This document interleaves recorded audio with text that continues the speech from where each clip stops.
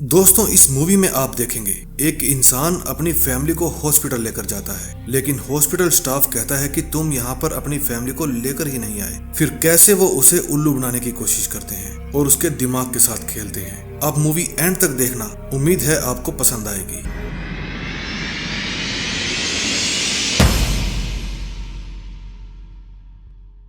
इस मूवी की शुरुआत में हम रे नाम के एक आदमी को देखते हैं। वो अपनी वाइफ जेनी और अपनी बेटी पेरी के साथ अपने घर जा रहा था। लास्ट नाइट वो अपनी ससुराल में था और अब वहीं से वो वापस लौट रहा था।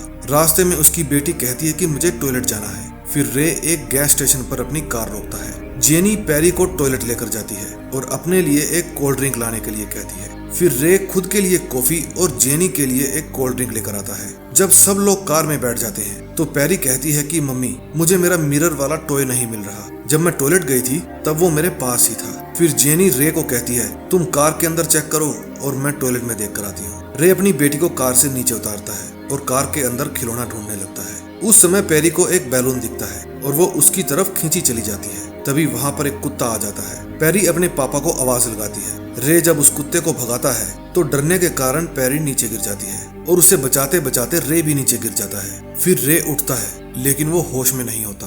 तभी वहाँ पर जेनी आ जाती है। वो रे को होश में लाने की कोशिश करती है लेकिन रे उसे दूर हटा देता है। फिर जब होश में आने के बाद वो देखता है उसकी बेटी का हाथ टूट गया था। फिर वो अपनी बेटी को उठाकर अपनी कार में ले जाता है। उसकी वाइफ कहती है हमें एम्बुलेंस बुलानी चाहिए। रे कहता है नहीं, जब तक एम्बुलेंस आएगी मैं हॉस्पिटल पहुंचा दूंगा। फिर वो कार भगाकर हॉस्पिटल ले जाता है और थोड़ी देर में ही हॉस्पिटल पहुंच जाता है। हॉस्पिटल में बहुत भीड़ थी। स्टाफ लोगों की सुनाई भी नहीं कर रहा था। वो अपनी वाइफ को कहता है कि हमें अपनी बारी का इंतजार करना होगा। फिर कुछ देर बाद रे फिर से रिसेप्शन पर जाता है। रिसेप्शनिस्ट उसे फॉर्म भरने के लिए कहती है और अपनी बारी का इंतजार करने के लिए कहती है। जल्द ही उसका नंबर भी आ जाता है। फिर एक रूम में नर्स उससे कुछ सवाल जवाब करती है और कहती है कि आपका लिया हुआ इंश्योरेंस हमारे हॉस्पिटल में काम नहीं करता। रे कहता है इसके लिए मैं आपको कैश दे सकता हूँ। फिर वो कहती है कि मुझे पूछना पड़ेगा क्योंकि हम कैश एक्सेप्ट नहीं करते। फिर वो बाहर जाकर एक बूढ़ी औरत से बात करती है। रे उस औरत को पहचान लेता है। ये वही गैस स्टेशन वाली लड़ी थी। उसे कुछ सही नहीं लगता।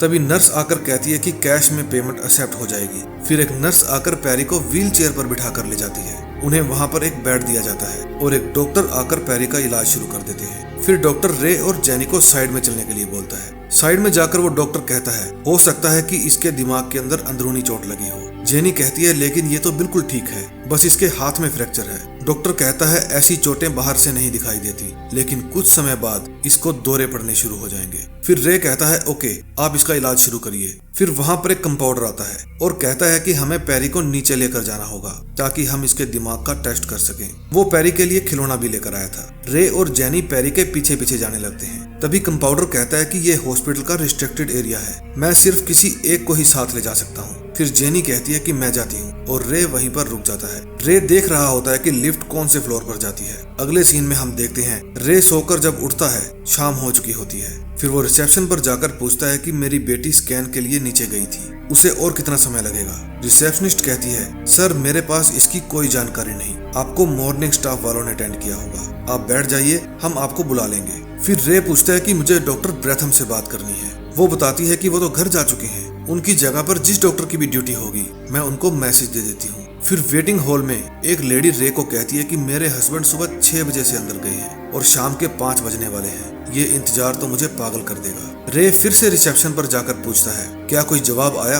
वो कहती है पेरी नाम की यहाँ पर कोई भी एंट्री नहीं है। रे कहता है क्या बकवास है, मैंने खुद अपने हाथों से एंट्री करी है। वो कहती है सर चिल्लाने की जरूरत नहीं है। फिर रे गुस्से में कहता है कि ऐसी की तैसी तुम लोगों की, अभी नीचे फोन करो और पूछो कि वहाँ एक 6 साल की लड़की और उसके साथ एक औरत होगी, फिर उनसे मेरी बात करवाओ। रिसेप्शनिस्ट डर जाती है और कॉल करने लगती है। फिर वो कहती है माफ कीजिए सर, आज सुबह से सिर्फ एक बूढ़ी औरत का स्कैन हुआ है, नीचे कोई बच्ची और कोई औरत नहीं है, शायद आप गलत हॉस्पिटल में आ गए हैं। वो कहता है मैं इसी हॉस्पिटल में आया था और सुबह से इंतजार कर रहा हूँ। फिर रे जबरदस्ती हॉस्पिटल के अंदर जाने लगता है। वो चलते चलते वहीं पहुंच जाता है जहां उसकी बेटी को एडमिट किया गया था। तभी वहां पर हॉस्पिटल का गार्ड आ जाता है और एक डॉक्टर भी। डॉक्टर कहते हैं कि मुझे बताइए, मैं आपकी प्रॉब्लम को सॉल्व कर देता हूँ। रे कहता है सुबह मेरी बेटी और मेरी वाइफ यहाँ स्कैन के लिए आए थे, मेरी बेटी का नाम पेरी है। डॉक्टर कहता है इस लिस्ट में पेरी नाम की कोई एंट्री नहीं है। रे कहता है कि वो नर्स भी सुबह यहाँ पर थी। डॉक्टर उसे बुलाकर पूछता है, क्या तुम इसे जानती हो?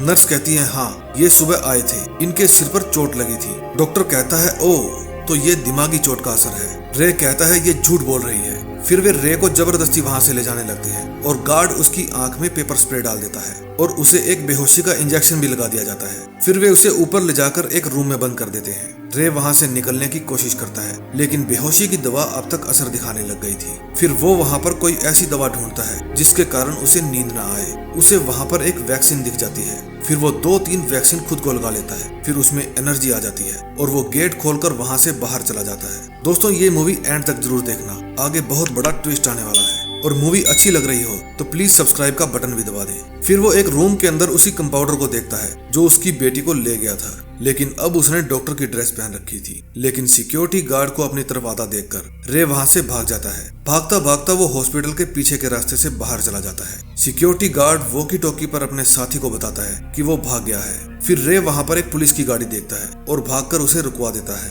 अंदर से 2 पुलिस वाले निकलते हैं और रे उन्हें कहता है कि सुबह वो अपनी वाइफ और अपनी बेटी के साथ यहाँ पर आया था, लेकिन अब ये लोग कह रहे हैं कि यहाँ पर कोई नहीं है। उन्होंने मुझे नशा दिया और एक रूम के अंदर बंद कर दिया, प्लीज मेरी हेल्प कीजिए। फिर वे रे के साथ हॉस्पिटल के अंदर जाते हैं। रिसेप्शनिस्ट पहले ही किसी को फोन कर देती है कि वो पुलिस को लेकर आ गया है। फिर वे डॉक्टर को बुलाते हैं। डॉक्टर आकर कहता है कि ये सुबह अपने सिर की चोट का इलाज करवाने आया था। रे कहता है, अगर मैं खुद का इलाज करवाने आया था तो मुझे वो फॉर्म दिखाइए जो मैंने फिल किया था। डॉक्टर कहता है, कई बार फाइल खो जाती है, ये एक आम बात है। फिर रे कहता है कि डॉक्टर ब्रैथम को बुलाओ, उन्हें सारी बात का पता है। पुलिस वाले कहते हैं, तब तक हमें लैब लेकर चलो। डॉक्टर उन्हें 3rd फ्लोर पर लेकर जाने लगता है। रे कहता है, मैंने सुबह देखा था, वो नीचे के फ्लोर पर गए थे। डॉक्टर कहता है कि लैब सबसे ऊपर है और वहां ले जाकर दिखाता है कि यहाँ पर कोई स्कैन नहीं हुआ। तभी वहां पर डॉक्टर ब्रैथम आ जाते हैं और बताते हैं कि ये सुबह आया था, एक कार एक्सीडेंट में इसके सिर पर चोट लगी थी। फिर गार्ड कहता है, क्यों ना हम सीसीटीवी कैमरे भी देख लें, सब कुछ एकदम साफ हो जाएगा।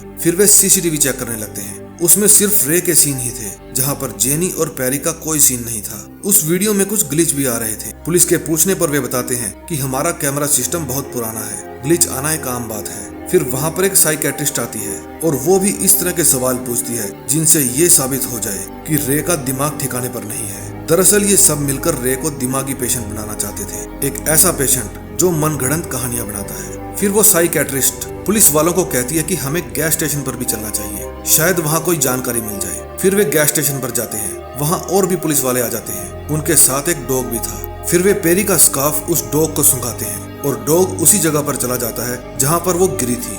वहाँ उन्हें वही टॉय मिलता है जो सुबह खो गया था और वहाँ पर कुछ जमा हुआ खून भी मिलता है। वे पूछते हैं कि इतना सारा खून किसका है। रे कहता है कि ये मेरा खून है, लेकिन पुलिस वाले कहते हैं कि ये बहुत ज्यादा है। वो कहता है शायद हॉस्पिटल वालों ने इसे गिरा दिया होगा मुझे फंसाने के लिए। फिर साइकेट्रिस्ट पूछती है, यहाँ क्या हुआ था रे? रे बताता है कि यहाँ पर एक कुत्ता आ गया था, वो मेरी बेटी को काटने वाला था। मैंने तभी एक पत्थर उठाया और उस कुत्ते को भगाने की कोशिश करी, लेकिन मेरी बेटी डर गई और वो नीचे गिर गई। उसे पकड़ते पकड़ते मैं भी नीचे गिर गया। साइकेट्रिस्ट कहती है कि हकीकत ये है कि तुम अपनी बेटी पर गुस्सा थे, तुमने पत्थर अपनी बेटी को मारा, फिर तुम्हारी पत्नी वहाँ पर आई, तुमने उसको भी मार दिया। ये दिमाग कई बार अपने आप मनगढ़ंत कहानियां बनाता है। अब तुम ये बताओ कि तुमने उन दोनों की बॉडी को कहाँ पर छुपाया? तभी पुलिस वाली उसे उठाती है और कहती है कि तुम्हें अपनी फैमिली के मर्डर के इल्जाम में अरेस्ट किया जाता है, तुम चाहो तो वकील कर सकते हो। रे फिर से वो सीन याद करता है और पुलिस वाले की गन निकालकर साइकेट्रिस्ट पर फोड़ कर देता है। फिर वो उन सबको बाहर ले जाकर एक रूम में बंद कर देता है और उस डॉक्टर से उसका कीलेस एंट्री कार्ड मांगता है। फिर वो पुलिस की कार लेकर वापस हॉस्पिटल जाता है। हॉस्पिटल के अंदर जाकर उसे समझ नहीं आता